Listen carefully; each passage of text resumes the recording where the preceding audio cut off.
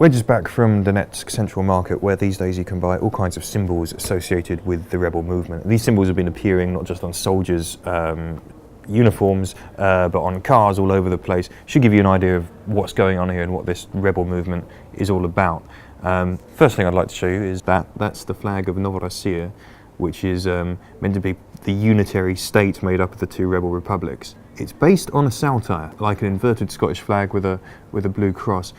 That is the Russian Navy's flag, and essentially what they've done is they've reappropriated the Russian Navy's flag to turn it into the flag of their new state. Speaking of new state, there's your passport cover. They don't issue passports yet, and they're not recognised even by the Russians, but if you want to put your documents in there, very nice little thing. Picked up one of these. It's called a Telegraph.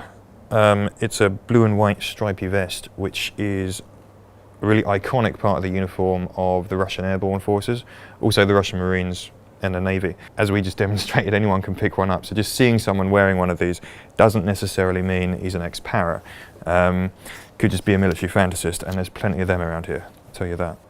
And there's this other really popular thing amongst the troops. Again, anyone can pick these up.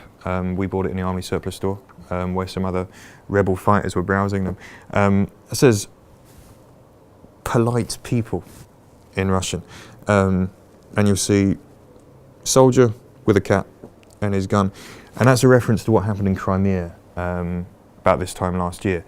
When the Russians flooded the Crimean Peninsula with their troops, they were able to take it pretty much bloodlessly. They just filled it up with troops who just stood around with their machine guns, showing who was in charge, and they didn't really have to threaten anyone.